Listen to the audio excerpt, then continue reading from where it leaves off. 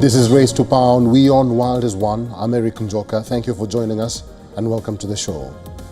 US President Donald Trump now says some Americans could get some kind of dividend or distribution of money as a result of tariffs being imposed on US trading partners. I will give you more details of the statement that the president made in New Jersey. Also, while the country has made progress on some fronts, expectations that last year's student-led uprising would bring substantial change have not yet been met. Bangladesh is still polarized a year after Sheikh Hasina's ouster as Prime Minister.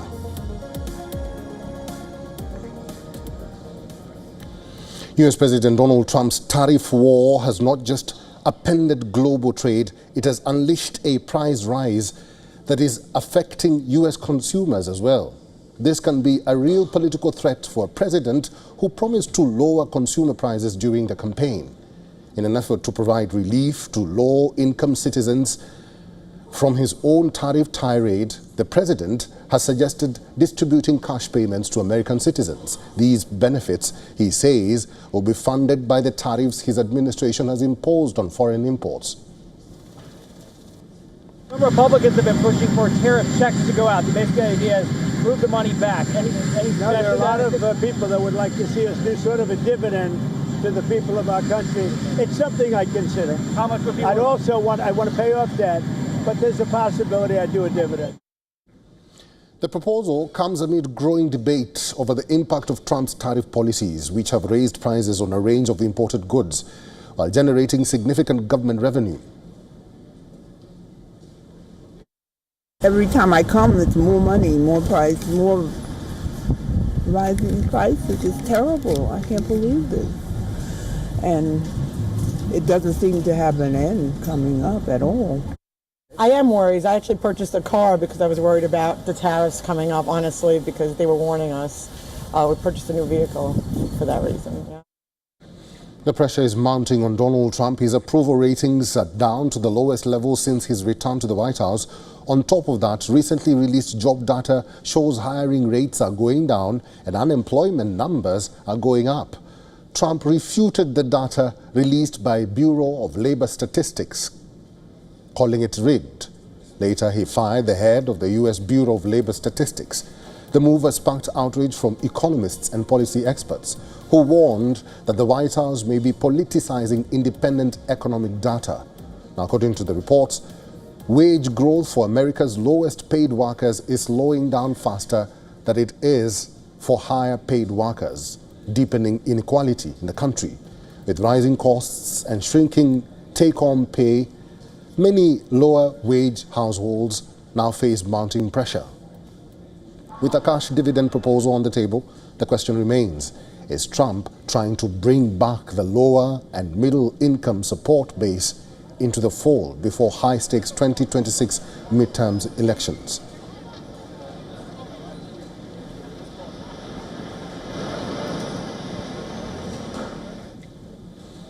Mr. Raymond E. Vickery is a former U.S. Assistant Secretary of Commerce for Trade Development and Senior Associate at the Center for Strategic and International Studies. Mr. Vickery is now joining us from Washington, D.C. Mr. Vickery, good to see you, and thank you very much for your time.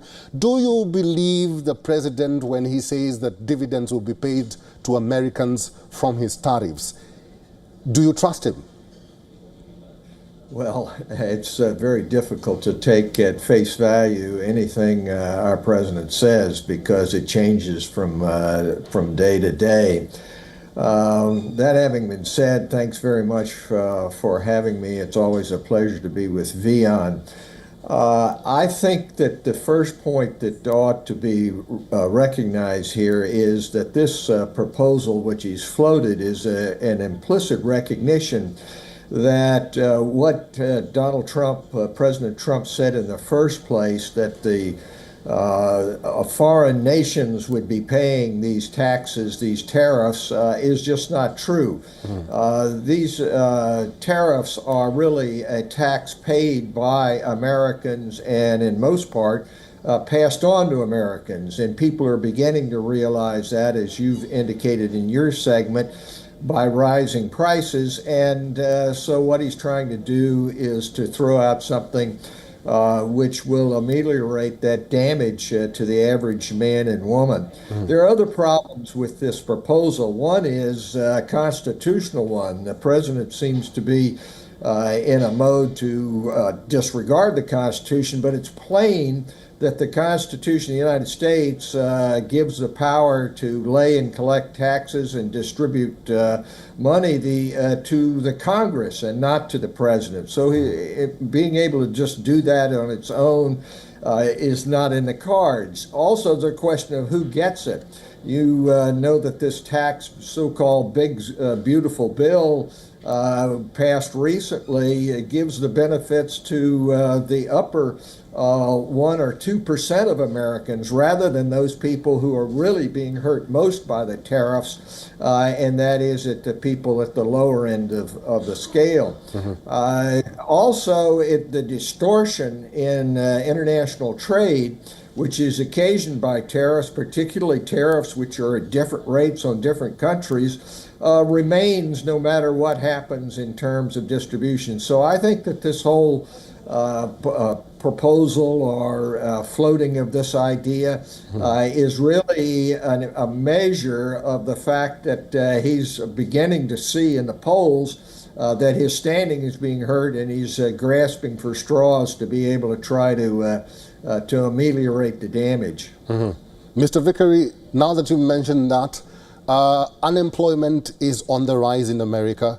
His approval ratings have dipped, and I'm talking about President Donald Trump.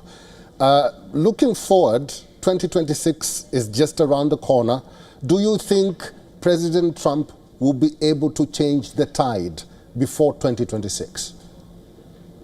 Well, you know, with his hardcore MAGA supporters, as he said, he could shoot somebody in the middle of Fifth Avenue and it wouldn't make any difference. But there are independents and people who are on the fence who will be very much influenced by this. It's certainly possible in American politics to change almost anything within a year.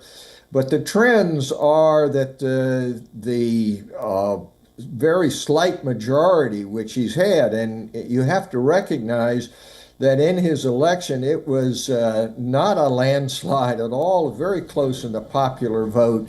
It's only because of peculiarities in our electoral college that it looked like an overwhelming victory. And you'll look at what's happening in the Congress. So I think it's going to be very, very difficult. People who voted their pocketbooks and wanted inflation to come down are seeing it go the other way. And this latest business about firing the head of the Bureau of Labor Statistics when the bad jobs report came out is a measure of that desperation. And I think that this is beginning to sink in, and he's going to have a difficult time, not just next year, but here in Virginia, which is just next to Washington, D.C. We have a governor's contest coming up, as in New Jersey, and the polls are all indicating that the Democratic candidates are doing very well at this point. All right. Mr. Raymond Vickery, it's good to see you. We'll have to end it there. Thank you very much for talking to us today. Thank you for having me. Let's move on now. America is heading towards a midterm elections slated to be held in 2026. The control of the House of Representatives will be at stake. But beyond that, it is being seen as a first referendum on Donald Trump's presidency. With lots on the line, Republicans are scrambling to secure as many seats as possible. The focus is on Texas, where Republicans are trying to redraw congressional map of the state. Now, according to the president, this politically motivated map making of Texas will hand 5 more seats to Republicans in next elections. The move has sparked a sharp response from the other side of the political aisle. Democrats are not willing to sit it out. Dozens of Democratic legislators left the state to block a vote on Texas redistricting. As things stand, Republicans need Democrat lawmakers to appear in both houses, Texas state legislators, to complete the quorum. Democrats have the numbers to stall the vote. To disenfranchise Texans is the tool they're using is a racist, gerrymandered map. A map that seeks to use racial lines to divide hard-working communities who have spent decades building up their power and strengthening their voices. And Governor Abbott is doing this in submission to Donald Trump. Despite the pushback, Republicans want to use all means necessary to get the job done. Republican Governor Greg Abbott has warned them that Democratic representatives will be removed from office if they don't turn up in the chambers. If Republicans succeed in Texas, it will trigger a domino effect across the United States, with both parties gerrymandering congressional maps in the states they dominate. California Governor Gavin Newsom has already threatened to follow suit.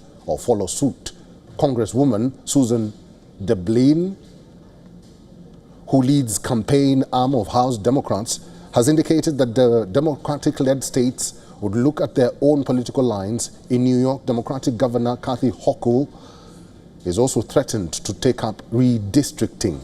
Every states have different provisions for redistricting of congressional map, but the exercise has caught the attention as it could shape the game for U.S. House elections.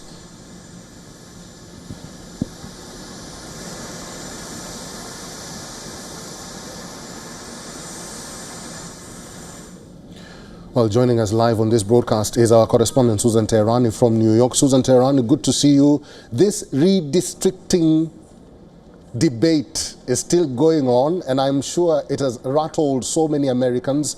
What do you have to say about it? Yeah, you know, redistricting really is as old as time here in the United States, and the issue of gerrymandering has been a problem for both parties.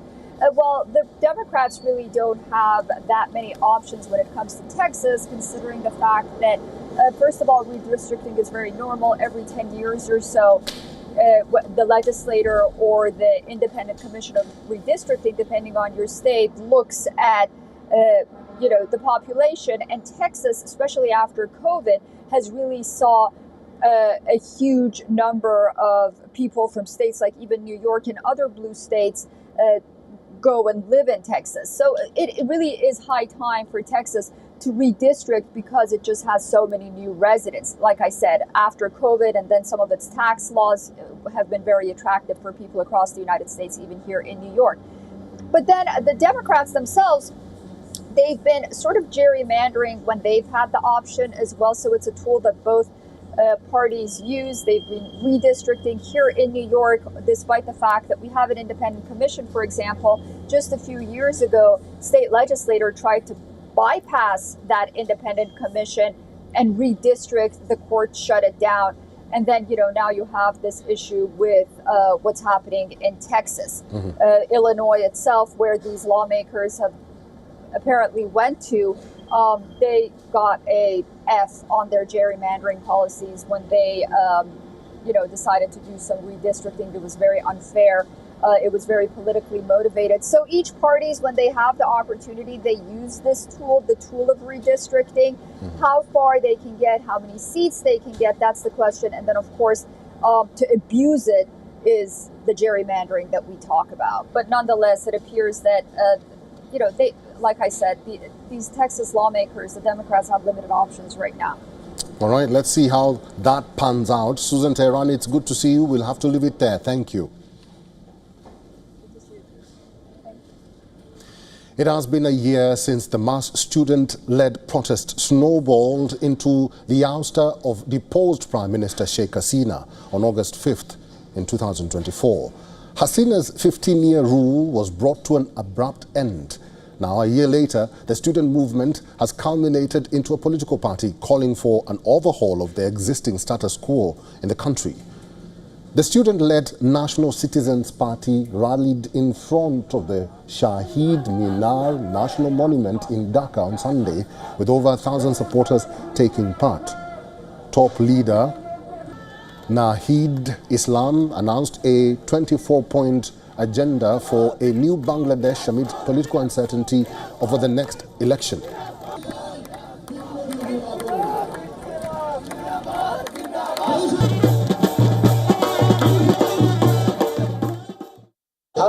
Exactly 1 year ago at Shahid Minar, we vowed to free this country from the hands of dictatorship. By responding to that call, we together defeated the fascist rule and regained control of our country. Today, once again, from this Shahid Minar, we extend our call to you. Let us all unite and transform this historic 24-point agenda into reality to build a new Bangladesh, a Bangladesh that fulfills the dreams of all citizens as we move towards the formation of our second republic. Separately, supporters of the student wing of the Bangladesh Nationalist Party, BNP, also held a rally in Dhaka where party leaders vowed to establish democracy in the wake of Hasina's fall. But 1 year on, Bangladesh is still nowhere close to political stability. The caretaker government, led by Dr. Muhammad Yunus, promised sweeping reforms before holding elections, but there is no final date for polls yet, which are expected to be held by early next year. During this long wait, political parties remain at loggerheads over power. Till now, they are at loggerhead with each other. So maybe we may end up having minimum level of consensus, and that will be, I think, good enough for the moment, because under any circumstances, no plea should be sort of used to delay the election further. Protests had begun on July 1st, 2024, and culminated with Hasina fleeing to India on August 5th last year, where she remains in exile. Known as the July Uprising, the mass rallies also witnessed spurts of violence, killing hundreds and injuring thousands others.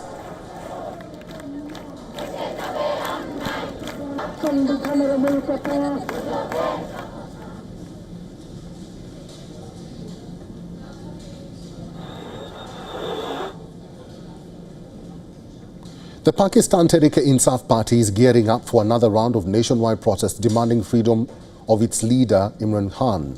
Senior party leader Asad Kaiser has announced that preparations for the party's protest on August 5th are complete. Speaking at a press conference in Swabi in the province of Khyber Pakhtunkhwa, Kaiser said that the protest will be peaceful and fully within the law and the constitution, adding that the movement was about justice and not confrontation, which seeks a fair trial of Khan's cases based on merit. He reminded that August 5th is a significant date for the PTI, as this was the day when Imran Khan was arrested. Kaiser added that although Imran Khan could potentially be released quickly, he refuses to enter into any political deal. In the meantime, Khyber Pakhtunkhwa government spokesperson has said that the provincial leadership remains fully aligned with Imran Khan's vision, adding that Chief Minister Ali Amin Gandapur would step down if Khan instructed him to do so. Earlier, Imran Khan had called for Gandapur's resignation if he failed to restore law and order in the province. Meanwhile, Pakistan government has also begun crackdown on PTI supporters ahead of the protest march. In the latest, police arrested Sardar Abdul Qayyum Niazi, the president of Pakistan Tehreek-e-Insaf in Pakistan-occupied Kashmir. According to police, Niazi was taken into custody in Samahani, where he had arrived to address a rally. Towing to the party lines, PTI supporters have also staged protests in the United States. Visuals showed various Pakistani Americans marching through the streets of Chicago. The protesters chanted slogans demanding freedom for 250 million people from Pakistan Army Chief Field Marshal Asim Munir and calling Imran Khan the legitimate Prime Minister of Pakistan. Azadi, Azadi, Azadi, Azadi, Azadi, Azadi, Azadi, Azadi, Azadi. In New York, Khan's supporters were seen carrying placards calling to the end of human rights violations and to release the political prisoners, including Imran Khan, billboard trucks were seen driving around Times Square, which displayed Imran Khan's pictures highlighting the stolen mandate and danger to democracy in Pakistan. Former Deputy Speaker of the National Assembly addressed the protesters, who say that millions of Pakistanis were fleeing the country and no one wanted to live in an open prison.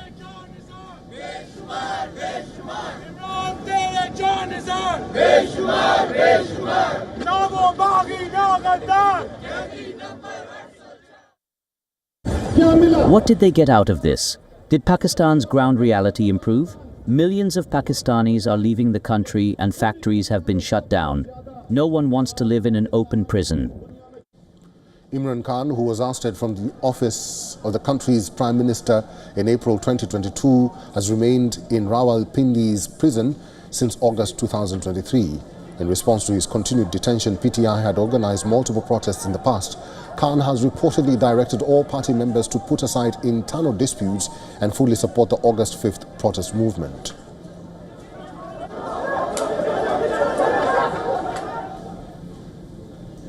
A Ukrainian member of parliament and senior military officials are in the eye of a storm with the busting of a massive corruption scandal by Ukraine's anti-corruption agencies. A major graft scheme involving inflated procurement contracts for military drones and signal jamming systems has reportedly been exposed by Ukraine's National Anti-Corruption Bureau and the Specialized Anti-Corruption Prosecutor's Office. The revelation of the graft scheme comes days after the independence of Nabu and Sapo was restored following major protests across Ukraine.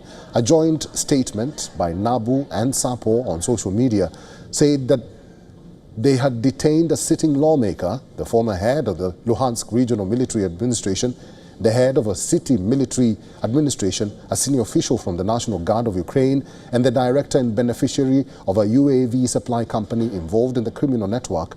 While the identities of the individuals have not yet been released, 4 of them have been taken into custody. Detailing how the criminal network operated, the anti-corruption bodies said it was between 2024 and 2025 that the group allegedly siphoned off defense funds through inflated contracts for electronic warfare systems and FPV drones. They reportedly received 30% kickbacks on electronic warfare deals and overcharged more than $80,000 on drone supplies. The independence of Ukraine's anti-graft investigators and prosecutors, Nabu and Sapo, was reinstated by Parliament on Thursday. This, after a move to take it away, resulted in the country's biggest demonstrations since Russia's invasion in 2022.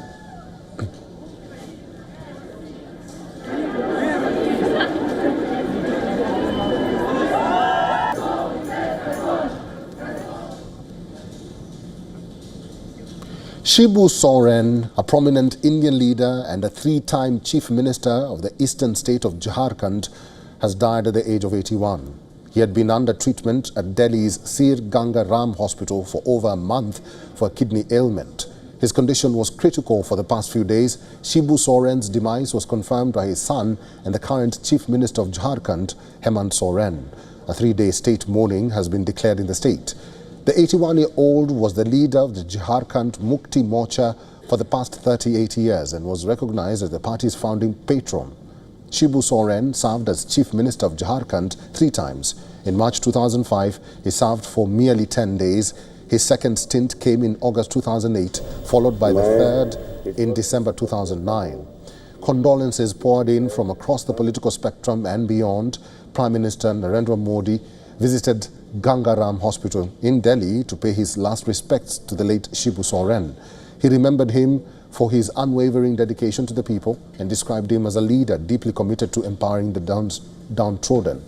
President Draupadi Murmu also visited the hospital and offered her condolences. Defense Minister Rajnath Singh called Soren a leader who always remained connected to the land and the people. The JMM patriarch had been away from active politics in recent times due to health-related issues. Born in 1944, Shibu Soren was a prominent figure in Indian politics. He served as the chief minister of Jharkhand on 3 separate occasions and as a union minister. He was also at the forefront of the movement for a separate Jharkhand state and was known as Desham Guru amongst his supporters.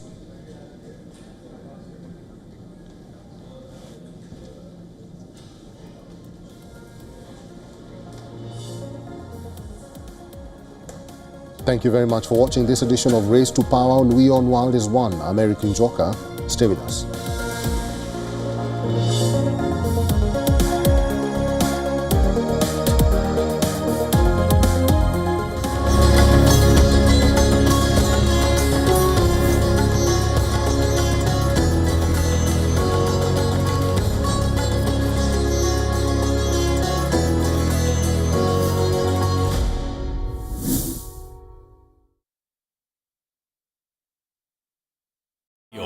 India's Global Voice, the channel that brings you the biggest stories from across the world through India's lens.